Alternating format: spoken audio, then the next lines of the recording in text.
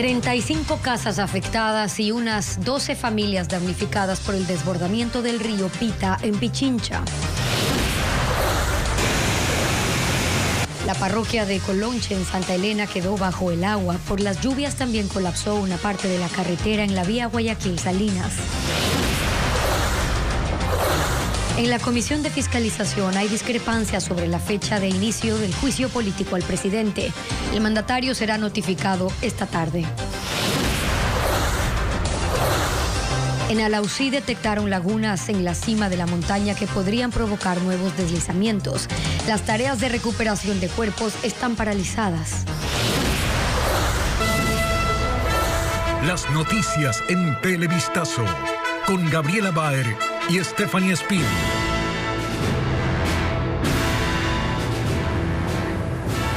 Amigos, buenas tardes. Les damos la bienvenida a esta emisión de Televistazo. Steffi, hola. ¿Qué tal, Gaby? Amigos, muy buenas tardes. Empezamos la jornada informativa con los estragos del invierno.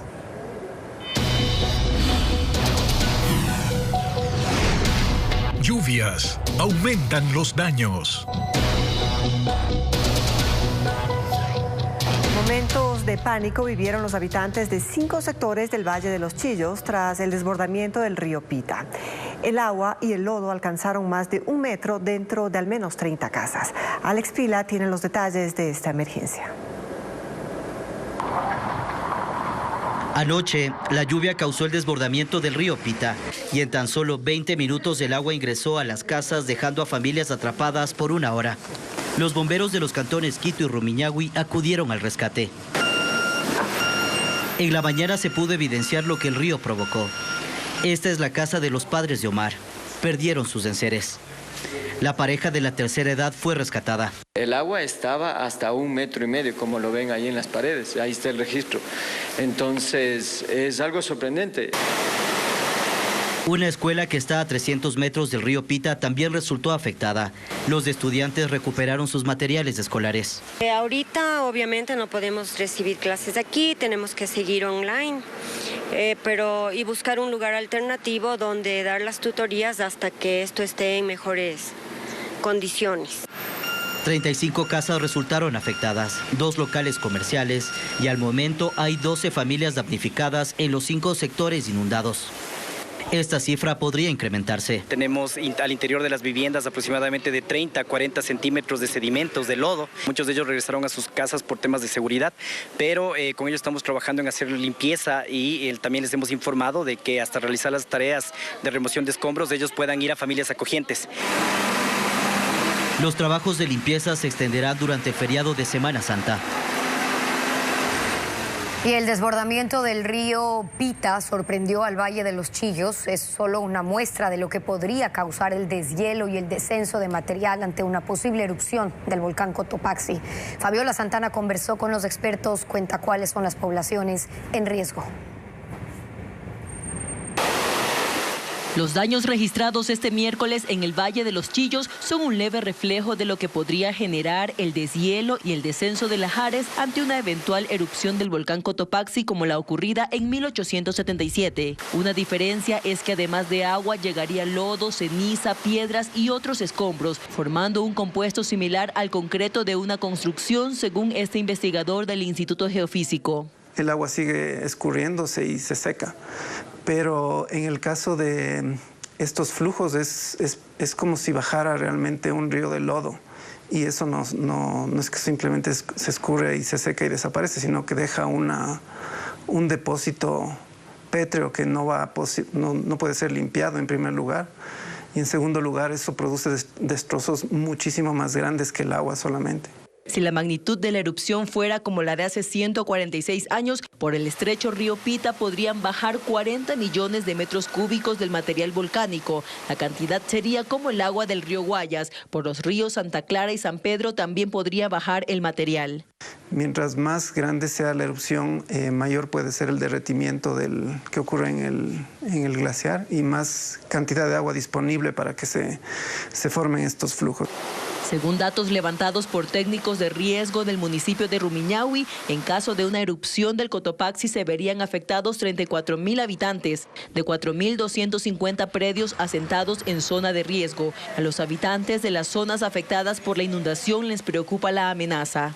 Es una advertencia de lo que muy probablemente a futuro nos puede pasar con la erupción del volcán. Mientras tanto, el Instituto Geofísico informa que la actividad del volcán Cotopaxi se mantiene con tendencia descendente. Mientras en la provincia de Santa Elena, parte de la vía Guayaquil-Salinas colapsó a la altura de la comuna Buenos Aires debido a las fuertes lluvias. William Young está en ese punto con más detalles. Y aquí en el kilómetro 51 de la vía Guayaquil-Salinas, exactamente ya en el tramo de la provincia de Santa Elena, muy cerca de la comunidad de Buenos Aires, se registra este desmoronamiento de parte de la vía, de la carpeta asfáltica. Aquí ya vemos maquinaria que está trabajando en el sitio. Son cerca de 30 metros de un costado de esta vía que se han afectado por, según quienes están trabajando en esta zona, por el nivel del agua. Muy temprano, cerca de las 6 de la mañana, el agua pasaba de un lado a otro de la carretera y con eso parte de esta vía del asfalto se ha caído. Ahora, esta zona está restringido el paso, estamos en la vía a la costa, hay operativos de los agentes de la Comisión de Tránsito por el tráfico y congestionamiento que se ha provocado en esta zona. Se recomienda tener precaución para quienes transitan por esta vía, principalmente con estas horas al feriado de Semana Santa, y según las autoridades van a evaluar qué ocurre durante el transcurso de este día, si sigue lloviendo o no en esta zona, porque hay otros sitios afectados, sectores poblados muy cerca a esta comunidad, por ejemplo, Sacachún, Chanduy, donde también están familias afectadas por el desbordamiento de ríos en todo este sector de la provincia de Santa Elena. Esta es la información a esta hora desde este punto de la península. Y en la comuna San Marcos, también en Santa Elena, quedó bajo el agua tras el desbordamiento de una represa. La fuerte corriente se llevó parte de un camino rural. Esta emergencia dejó 200 familias afectadas, pues el agua ingresó a las viviendas y dañó enseres. Asimismo, los vehículos que quisieron transitar por esta zona quedaron averiados. Hay que cerrar la vía. Esta mañana, bomberos paralizaron la búsqueda de los cuerpos enterrados por el deslave en Alausí. Esto porque los técnicos de gestión de riesgos detectaron lagunas de agua que podrían ocasionar un nuevo colapso de tierra. Diego Cuenca con la información. Aquí en la denominada Zona Cero se paralizaron los trabajos de búsqueda de las 58 personas desaparecidas que están bajo tierra. El motivo es porque arriba en la montaña detectaron lagunas que podrían ocasionar un nuevo deslizamiento. Esa es la explicación que dieron los técnicos de la Secretaría de Gestión de Riesgos, quienes también reunieron a los familiares de las víctimas para explicar esta novedad. Ellos, en medio del dolor, han comprendido la situación y esperan que pronto se retomen las labores. Sigan buscando, pero no sé hasta cuándo nosotros vamos a estar aquí, ya vamos a estar 15 días aquí. ¿Cuál es la solución para poder retomar las operaciones? Lo que nos indican ahora los ingenieros civiles, trabajarán sobre la parte alta para poder generar algunos canales de desfogue de agua, hacer canales tipo espina que encaucen estos ojos de agua que sean desviados hacia las quebradas. Por ahora no se ha determinado cuándo se retomarán las operaciones de búsqueda, porque hay peligro para los bomberos y para quienes operan las maquinarias en la zona. Pero un problema adicional son las condiciones climáticas debido a las fuertes lluvias. Y en Alausí, un grupo de 17 personas se intoxicó luego de comer arroz con pollo. La comida fue regalada como parte de las donaciones que llegan a este cantón tras el deslave. Y el hecho provocó que las autoridades pidan a la ciudadanía que los alimentos que entreguen sean llevados al centro de acopio municipal para que haya una inspección sanitaria. Diego Cuenca con el informe. Un grupo de personas llegó al barrio El Calvario para donar comida preparada. 40 habitantes consumieron arroz con pollo. A las pocas horas, 17 empezaron a sentirse mal y fueron trasladados hasta el hospital del cantón Alausí. La directora distrital de salud dijo que se trató de una intoxicación masiva. Estamos hablando de 4 niños, 2 adolescentes, una mujer embarazada, 2 adultos mayores y 8 personas adultas. Algunos eran parte de los damnificados del deslave, que están viviendo en un refugio cerca del sector. Luis estuvo en el momento de la emergencia. Con el estómago a estar mal, que les daba diarrea, les daba dolor de cabeza, dolor de estómago, se fueron al hospital. Según los médicos, los pacientes se encuentran estables.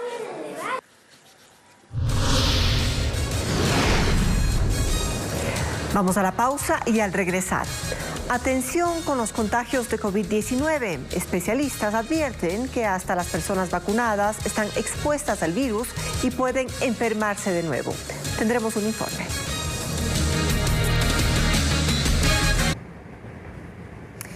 Guayaquil registra un leve aumento de casos COVID en las 2 últimas semanas. Especialistas afirman que aún vacunados o no, todas las personas están expuestas al virus. Estefanía Arias reporta que incluso la Organización Mundial de la Salud recomendó recientemente que las dosis de refuerzo sean sobre todo para los grupos vulnerables.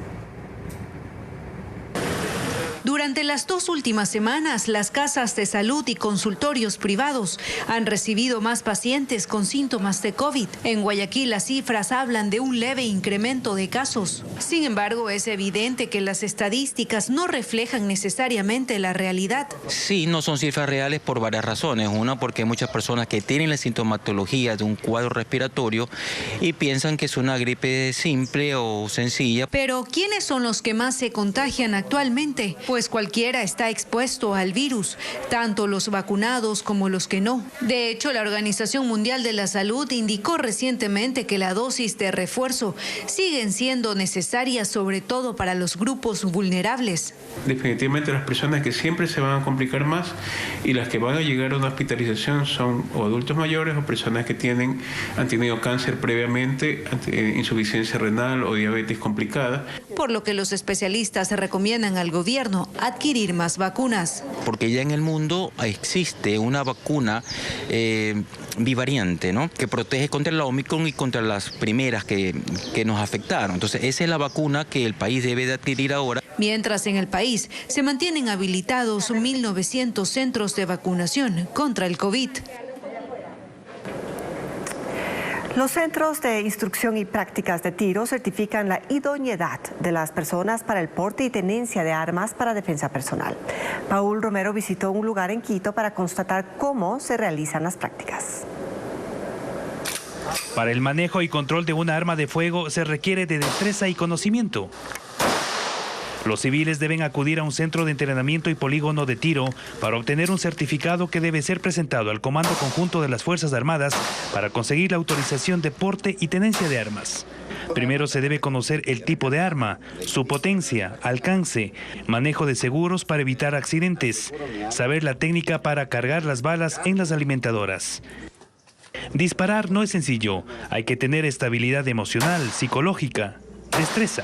Porque si una persona no está emocionalmente bien, y no está psicológicamente bien, y no está económicamente bien, puede causar cualquiera de estos a futuros. Por ejemplo, una persona que está con un tratamiento médico no lo puede tampoco practicar, porque la medicina le puede también afectar su estado emocional.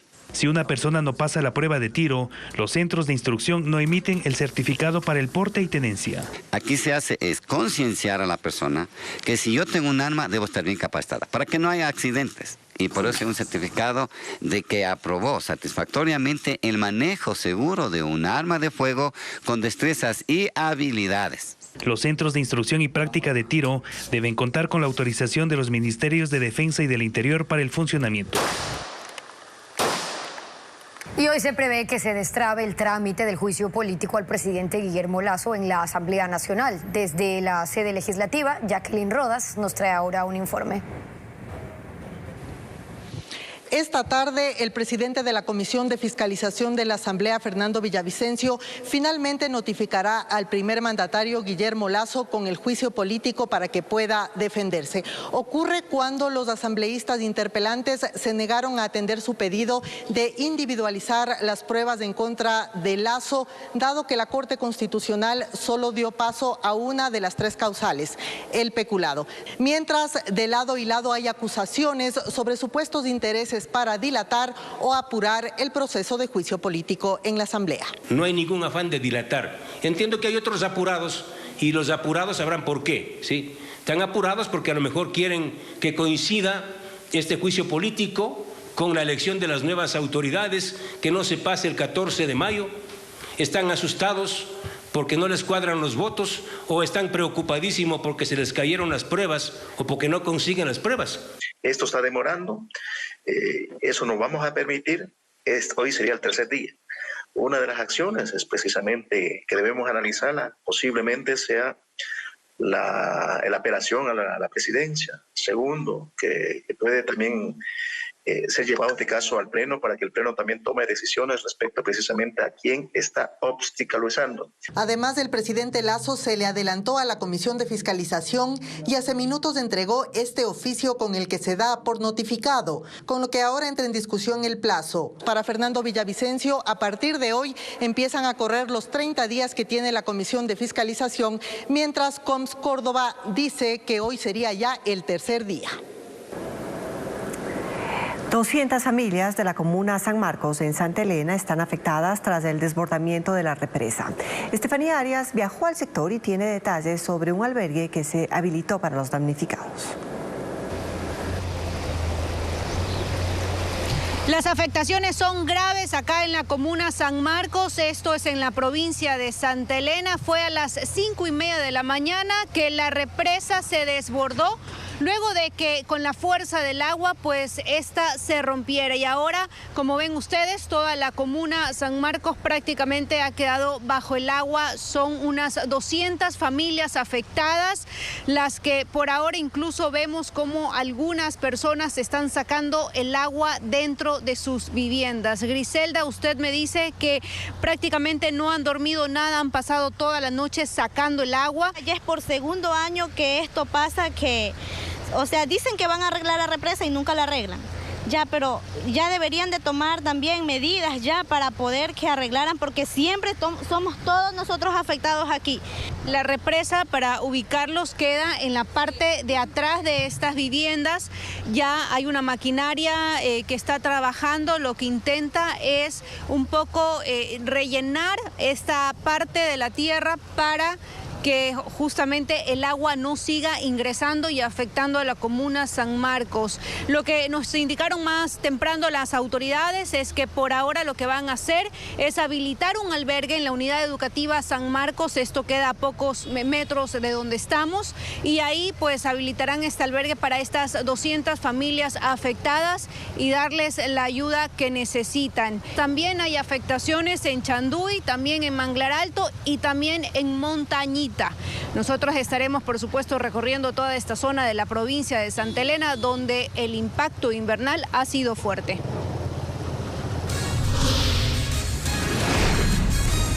Más adelante en Televistazo, nadie se salva de la delincuencia. Un grupo de mineros ilegales fue extorsionado por una banda en Morona, Santiago, y tendremos los detalles.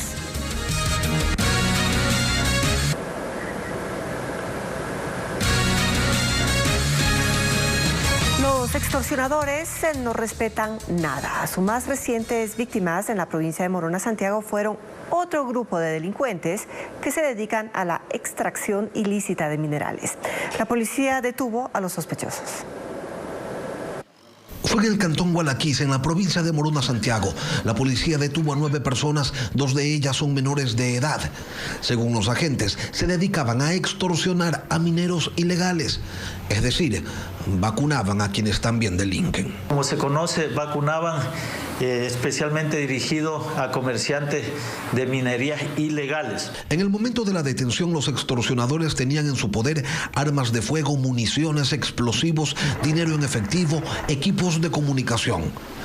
La policía señaló que como resultado de las investigaciones se logró determinar que los responsables de la extorsión integran un grupo de delincuencia organizada. Participan con delincuencia criminal organizada, como tenemos conocimiento de grupos de los choneros, de los lobos. La policía puso a los detenidos a órdenes de las autoridades judiciales competentes, al tiempo que para la ciudadanía queda claro que ni siquiera quienes violan la ley, como los mineros ilegales, están a salvo de la delincuencia.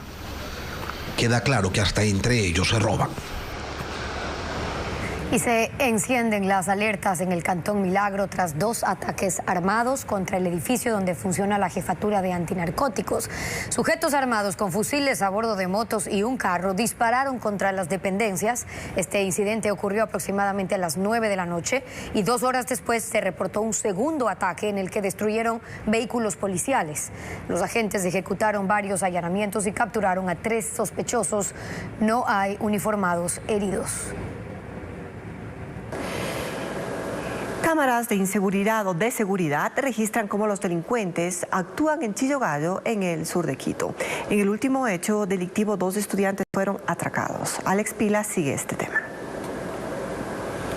Eran las 5 de la tarde y el hijo de José junto a su compañero se dirigían a su casa, cuando 2 sujetos en moto y con un arma blanca los abordan y les quitan sus pertenencias.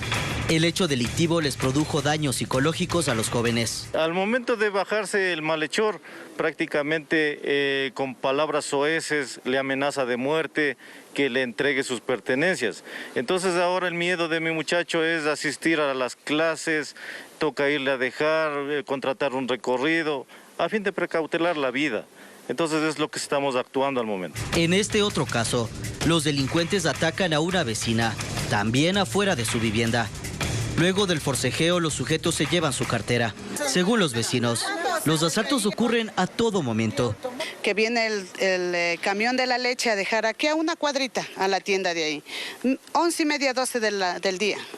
Se bajan a dejar y ahí viene una moto y les atraca. Justo ahí es el lado de atrás, les coge y les van robando y se fueron. Dicen que han llegado a acuerdos con las autoridades para mejorar la seguridad con alarmas comunitarias, pero hace falta controles en la zona. Las alarmas comunitarias que nos van a dotar son unas alarmas que van a funcionar con el celular y eso va a estar conectada al 911. Piden también que se ejecuten patrullajes policiales para frenar la delincuencia. Baños en Tungurahua para este feriado de Semana Santa tiene preparado varios atractivos para los visitantes y por ello los servidores turísticos, las autoridades cuentan con varias promociones familiares que llegarán hasta el pedacito de cielo.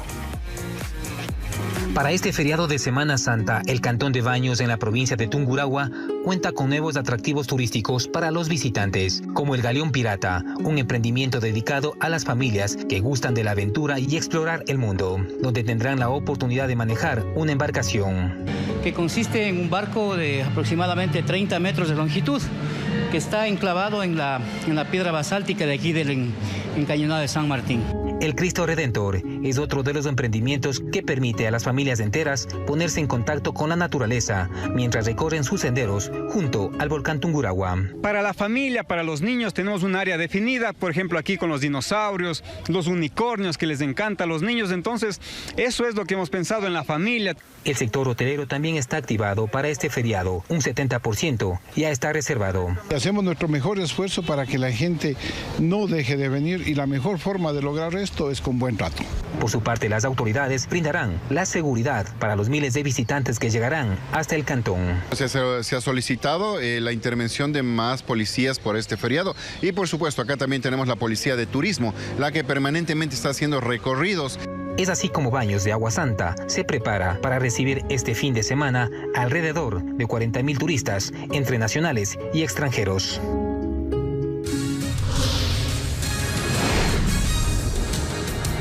Al volver, se ultiman los detalles para la procesión del Cristo del Consuelo que será mañana en Guayaquil. una de las más multitudinarias del país que acogerá a más de 500,000 de feligreses. Todo está listo para recibir a 500,000 de devotos este viernes en la procesión del Cristo del Consuelo en Guayaquil. En la preparación del evento hay sacerdotes, devotos y voluntarios que desde la fe cuentan de ese impulso inagotable que los mueve desde hace 63 años en esta que es una de las manifestaciones de religiosidad más importantes del país. En la iglesia del Cristo del Consuelo poco importa que los tiempos sean grises. Otro es el fuego que los convoca, otra la candela que los mueve. Norma Jiménez tiene 73 años y 30 de ellos como voluntaria de esta iglesia desde los tiempos en que era de palo. Y ser voluntario es hacer un poco de todo, de alguna manera devolver lo que se ha recibido, ya sea personalmente, ya sea a algún familiar. No podía caminar. Y él dice que él lo sintió al Cristo, que el Cristo lo agarró. Y ahora camina. Y él camina bien, y él no toma remedio, solamente está con la voluntad de Dios.